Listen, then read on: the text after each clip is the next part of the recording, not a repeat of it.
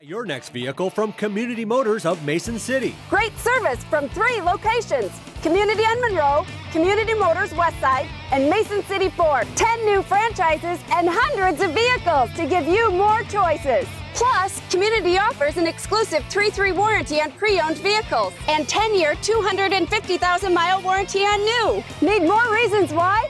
Stop or visit CommunityAutoGroup.com. Because nobody beats a community deal. Number 8 on financial report. Do you have a motion? Move to approve. Thank you. Is there a second? Second. Thank you, Mr. Hickey. Mr. Tornquist. Yeah, what I wanted to do tonight was share with you, my colleagues, a conversation that Brent Trout and I had yesterday, specific to the golf course, which the financials show up on page 4 of 9. They're on the agenda item. The golf course has been problematic for some time. I have been concerned about it for some time, as have previous councils. And we've taken measures to try to mitigate it. You know, a few years ago we formed a committee to look into things that we might be able to do out of the golf course to enhance its profitability by making it more attractive, more playable.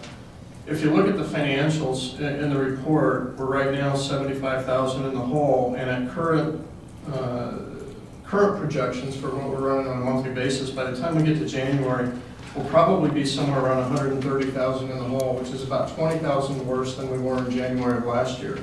But Brent has also shared with me that we've got revenue coming in from leasing some of the ground at the farm, and that's going to be around $20,000 or $25,000. So at the end of the day, we're probably going to be a net wash with where we were last year.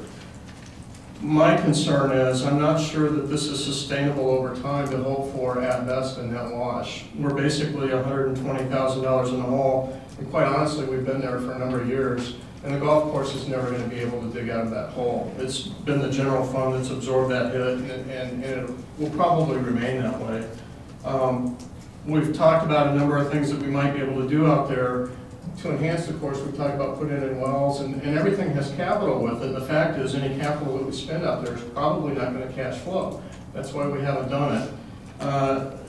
I think the Parks Board has done what they can. In fact, if you've been watching their minutes here lately, they annually get a $400,000 budget. They're now starting to talk about dedicating some of their parks budget back to the golf course, because the golf course on its own simply can't generate the revenue to take care of some of the needs. The reason I think we need to talk about this in the next 2 months in particular as we get into the budget, and then maybe longer term thereafter, is some of the capital for next year includes building a new golf course storage shed, or golf cart storage shed. I think that's about $60,000. And I think we should have some dialogue on how much capital we really want to put into the operation until we're comfortable that we can get to a point where as a community it's an asset that we're certainly want to support. In fact, I broached the subject yesterday with the city administrator by asking him, should we be talking about selling the golf course? And this goes back to the conversation that we had a few weeks ago in a work session with the Human Rights Commission. I believe firmly that as a council, as we go through the budget process this next cycle, we need to have a list of items that we can respond to budget cuts if our back ends up against the wall. And I believe that list of items should run $500,000 deep. There's so many things going on at the federal and the state level that we have absolutely no control over, and all of which threaten taxes to the citizens. All we can do is control the local impact, but we will get the phone calls because we're most accessible. And people see local budgets and they feel them a lot quicker and a lot deeper than they do anything that happens at the state and federal level. And so I can't help but wonder if the golf course ought to be one of those things that, first of all, as we go through our discussions regarding capital, I think we need to have an understanding. It's a real fine line we watch, because the Parks Board does a great job. The Highland Park Committee is doing a great job, and we certainly don't want to micromanage. But I do think we want to all be on the same page. And I don't think there's any point in sinking capital into an operation that 2 or 3 years down the road, we may be in a position that as a community we decide we can't afford it anymore, we don't want to afford it anymore. Or it may be just by having the dialogue we learn very loud and clear from the citizens that we're okay with where we are, and it's an asset and amenity that we want to keep, and the expense that we pay for that is fine. I simply don't want to make that assumption without some community dialogue. Now, Brent followed up that we're not to the point, in his opinion, that we need to talk about selling, that there is an interim step that we could take. That step sounded attractive to me, so I wanted him to share that as well tonight. And hopefully we get to a point where there may be enough perceived value in that step that we could ask the administrator to go ahead and pursue that as we prepare for our next budget cycle. Yeah, go ahead. Okay, when I was at the City Managers Conference in Phoenix, I met a company, I've talked to them in the past, called Kemper Management. It's actually Kemper Sports Management. Their company manages golf courses throughout the United States. They have over 100 courses that they manage.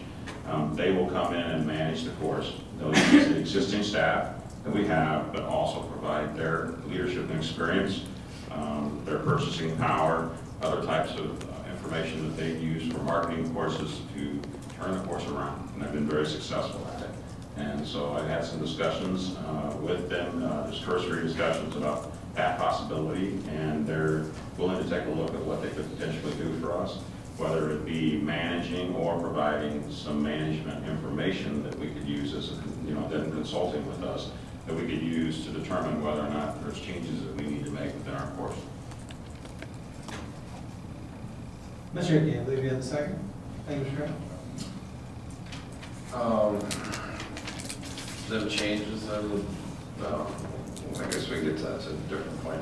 I guess I had a few questions looking at it from the budget point. On our fire department, we approved hiring 5 new fire people with using FEMA, if I remember right. There was no cost to the city. We didn't pursue actually hiring the 5. I'm trying to remember where we went with that. That was approved. I was curious where we're sitting on that. Yeah, I'll have to check the 5 on where we're at with that process. I thought we had passed that. We did the council. There was a grant. Okay, because I was curious how that would pertain if we hired them 5 to our overtime.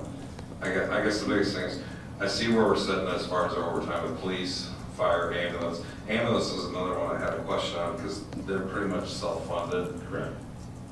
If being they're self-funded, how did we get to a point where their overtime is getting to where it's at? A lot of that has to do with the amount of runs that they have. They can do a projection, but oftentimes it just depends on the flow that we have for transfers and other trips that require overtime. The good part is that if you look at the actual cash basis for the ambulance right now, we're doing very well. So usually these runs and that overtime relates to revenue that's coming in for the ambulance. So overtime, then the reimbursements should take care of it. They should take care of any overtime on the ambulance side.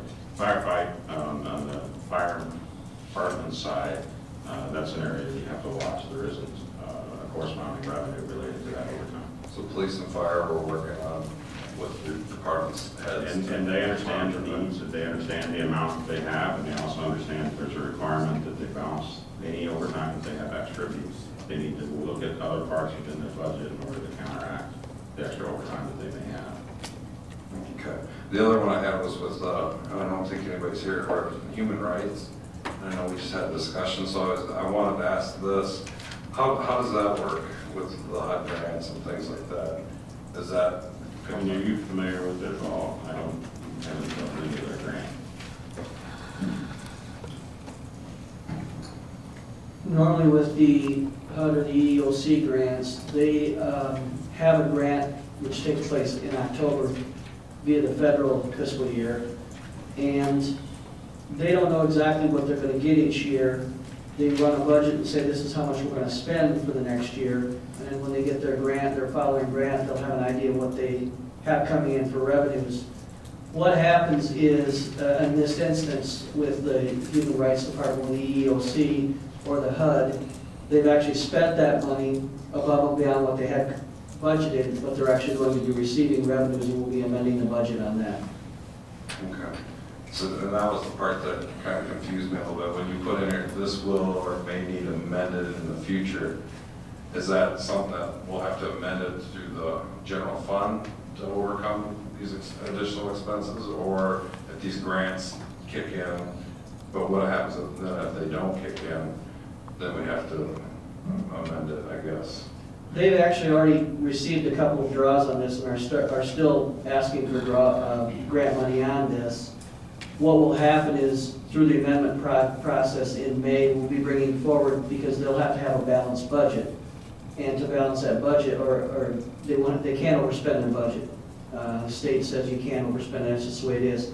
So we'll bring forward the fact that we have the extra expenditures, but they also have the extra revenue that they hadn't counted on getting in via the budget process, the 2013 budget process. Okay. So you'll see an expenditure, an increase in expenditures, and you'll also see an increase in the revenues. And those revenues will be coming through from the standpoint of a grant revenue instead of general fund reserves. Wash it up. Yeah. Right.